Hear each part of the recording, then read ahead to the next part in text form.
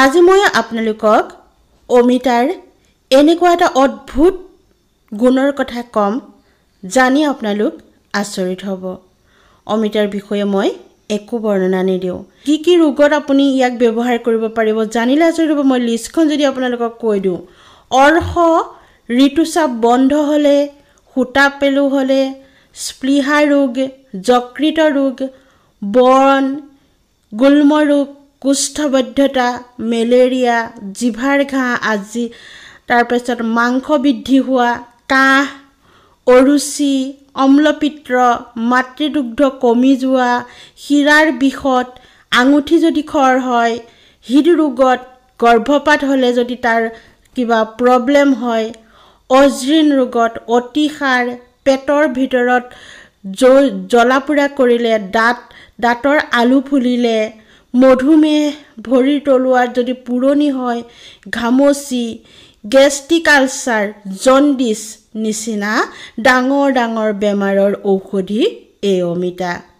এই যে মই যিখিনি বেমাৰৰ নামৰ কথা মই আপোনালোকক কৈ গ'লোঁ নামখিনি, সেই বেমাৰত আপোনালোকক মই কেইটামান বেমাৰৰ মেইন কেইটামান বেমাৰৰ কথা ক'ম। গোটেইখিনি ক'বলৈ যাতে ভিডিঅ'টি দীঘলীয়া হৈ যাব। কেনেকৈ কিমান পৰিমাণে আপুনি ব্যৱহাৰ কৰিব তাৰে সবিশেষ জনাম। আহক ভিডিঅ'টিৰ মাজলৈ যাওঁ। ভিডিঅ'টি মনোযোগেৰে চাব, সম্পূৰ্ণকৈ চাব। আৰু যদি চেনেলটি আপুনি এতিয়াও ছাবস্ক্ৰাইব কৰা নাই তেতিয়াহ'লে প্লিজ ছাবস্ক্ৰাইব কৰিব। আহকচোন জানো আমি এই বেমাৰসমূহত আমি কিমান পৰিমাণে কেনেদৰে ব্যৱহাৰ কৰিম। সৰ্বপ্ৰথমে জানক অৰ্শ মানে হৈছে কেঁচুমূৰীয়া, যিটো পাইলছ বুলি কোৱা হয়। এই ৰোগত যেতিয়া শৌচ টান হৈ তেজ পৰে, পকা অমিতা যদি আপুনি নিয়মিত খাবলৈ লয় তেতিয়াহ'লে শৌচ ঢিলা হয় আৰু তেজ পৰা বন্ধ হয়।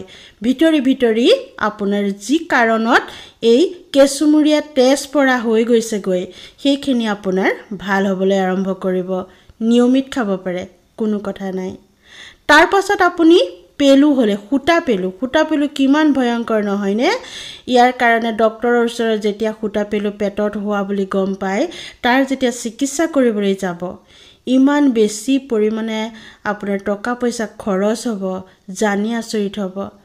ইয়াৰ গুটি 12-14টা, অমিতাৰ গুটি 12টা বা 14টা ল'ব, পিচি পানীৰ লগত ৰাতিপুৱা খালী পেটতে যদি আপুনি খায়, বা এই যে অমিতাৰ কেঁচা বাকলি আপুনি যদি খায়, বা অমিতাৰ ফুল ভাজি খালেও সূতা পেলু একদমেই নাশ হৈ যায়।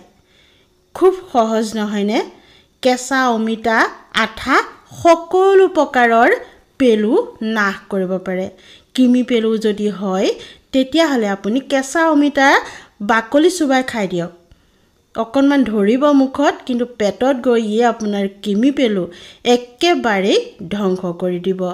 ঋতুস্ৰাৱ বন্ধ হোৱা, কোনো ৰোগৰ বাবে তিৰোতা বা ছোৱালীৰ মাহেকীয়া ঋতুস্ৰাৱ বন্ধ হ'লে ইয়াৰ গুটি বা বাকলি বা ফুল ভাজি যদি খায়, কেইদিনমান নিয়মীয়াকৈ অসুবিধা সোনকালে হয়। অসুবিধা হোৱা যি ৰোগৰ কাৰণে তেওঁৰ অসুবিধা বন্ধ হৈ গৈছে সেইখিনি নিয়মীয়া হয়। শালমনা সমস্যাও ভাল কৰিব পাৰে এই অমিতাই। অমিতা কেনেকৈ ব্যৱহাৰ কৰিব? এইটোতো আমাৰ শালমইনা হোৱাটো নতুনকৈ যিসকল ডেকা গাভৰু বা নতুনকৈ যেতিয়া যৌৱনত ভৰিলে তেনেকুৱা ল'ৰা ছোৱালীৰ মুখত শালমইনা ওলাটো একদমেই কমন সমস্যা নহয়নে? কিমান যে চিন্তা, কিমান যে দৰৱ, কিমান যে ক্ৰীম ব্যৱহাৰ কৰে ভাল হ'বলৈ, নহয়নে? একদমেই সহজ উপায় আপোনাৰ ঘৰতে আছে এই অমিতা। পকা অমিতাৰ শাহভাগ ল'ব, যে গুটিখিনি অঁতোৱাৰ পিছত যেন মাজতে শাহ ওলাই, নহয়নে? গুটিখিনি লাগি থকা যিকণ জেগা, অৰ্থাৎ মাজৰ যিখিনি বস্তু সেইখিনি গোটেইখিনি ল'ব। গুটিকেইটাহে মাত্ৰ আঁতৰাই ল'ব। গুটিকেইটাও যদি মিক্সিত মাৰি দিয়ে সেইকেইটাও আপুনি মিক্সিত মাৰি ল'ব পাৰে। যদি নোৱাৰে তেতিয়াহ'লে চামুচেৰে কৰিব লাগিব। গতিকে মাজৰ যিখিনি অমিতা পকাৰ শাহ সেইখিনি ল'ব। লৈ আপুনি সেইখিনি মুখত লগাই কমচে কম আপুনি 2-3 ঘণ্টা মুখত লাগি থাকিবলৈ দিব।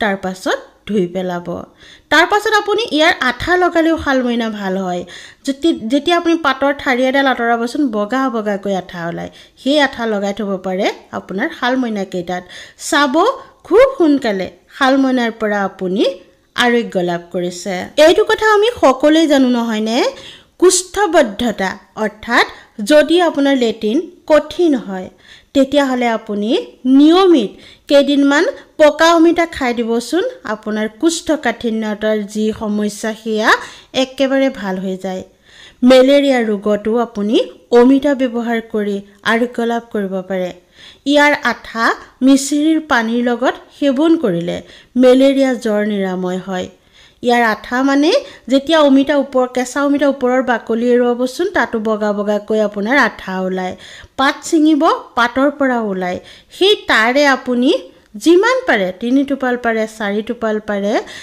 সেইখিনি আপুনি পানী এগিলাচ ল'ব তাত মিহলাব লগতে মিচিৰি মিহলাই দিনটোত 2বাৰ 3বাৰকৈ মেলেৰিয়া হৈ থকা ৰোগীক খুৱাই দিয়ক চাওক কেনেকৈ আপোনাৰ মেলেৰিয়া ৰোগ নিৰাময় হৈ গৈছে এইখিনিতে আপোনাৰ হয়তো কথাখিনি জানি আমনি লাগিছে যে মোৰনো এতিয়া কোট মেলেৰিয়া হৈছে কিন্তু জানি থওক যেতিয়া জানি থব মনত ৰাখি থব তেতিয়াহলে ক'ব নোৱাৰি ন মানুহৰ জীৱনত কেতিয়া কি বস্তু দৰকাৰ হৈ যায় যেতিয়া আপুনি এইখিনি জ্ঞান লাভ কৰি থব এইখিনি আপোনাৰ হাতত থাকিব আপুনি গম পাই মনত ৰাখি থব তেতিয়াহলে তৎক্ষণাত জানো ব্যৱহাৰ কৰিব নোৱাৰিব গতিকে এইখিনি বস্তু খুব এটা আপুৰুগীয় সম্পদ আপুনি শিকি থলে কোনোদিন মৰণ নাই গতিকে খুব মনোযোগেৰে এনেকুৱা কথাবোৰ শুনিব লাগে জিভাত যেতিয়া ঘাঁ লাগে বিভিন্ন ধৰণৰ জিভা ঘাঁ লাগে আমাৰ নহয়নে চাবচোন ইয়াৰ আঠা অমিতাৰ আঠা যেতিয়া পাত এটা এৰুৱাব বগাকৈ যিখিনি ওলাব সেইখিনি আঙুলিত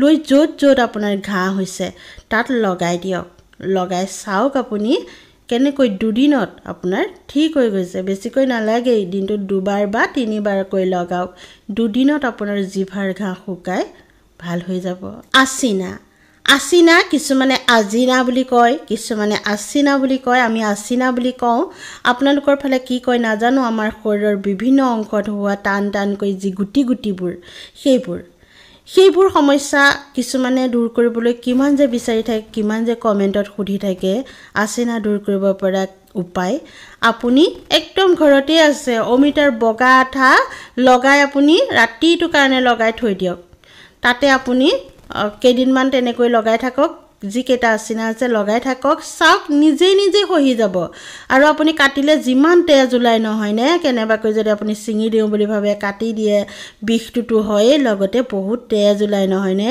যেতিয়া আপুনি এই আঠা লগাই আছিনাটো নিজে আঁতৰি যাব চাব ঘাঁ দুখৰৰ পৰা কোনো তেজো নোলাই আৰু লগে কেইদিনমানৰ ভিতৰতে আপোনাৰ যি টুকুৰা ঠাই সেই টুকুৰা আপোনাৰ ছালৰ লগত মিলি যায় এটা কথা জানি আপুনি আচৰিত হ'ব যিকোনো কাহ শুকান কাহ হওক আপোনাৰ হেকাৰুলা কাহ হওক যেনেকৈ কাহ নহওক কিয় টটালিকে নাইকিয়া কৰিব পাৰে আপোনাক এই অমিতাই ইয়াৰ কাৰণে লাগে আকৌ আমাক অমিতাৰ ঠাৰিডাল শুকুৱাই ল'ব লাগে শুকুৱাই সেই ঠাৰিডালত ঘিউ খানিব লাগে গৰু ঘিউ তাৰ পাছত এটা মূৰ পুৰিব লাগে আৰু সিগাৰেট খোৱাৰ নিচিনাকৈ সেই ধোঁৱাখিনি ভিতৰলৈ নি আকৌ নাকেদি এৰুৱাই দিব লাগে মুখেদি সোমোৱালে নাকেদি উৰাই দিব লাগে এনেকৈ যেতিয়া আপুনি ধোঁৱাখিনি এনেকৈ কৰিব চাবচোন দিনটো 2-3বাৰকৈ যদি 3-4 দিনমান কৰি দিয়ে যিমান পুৰণি কাহ নতুনটোতে আপোনাৰ এবাৰতে ভাল হ'ব এদিনতে যদি 3বাৰ কৰি দিয়ে দিনতে ভাল হ'ব কিন্তু যদি পুৰণি কাহ হয়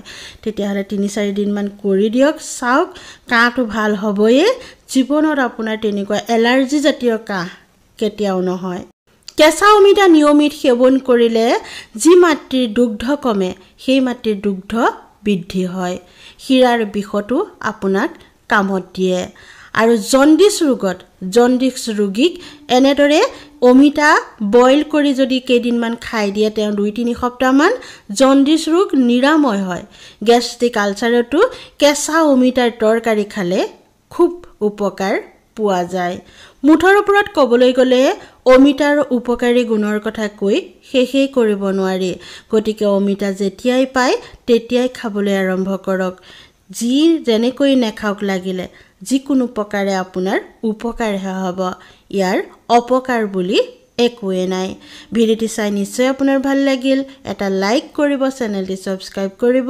পুনৰ লগ পাম আজিলৈ আহো নমস্কাৰ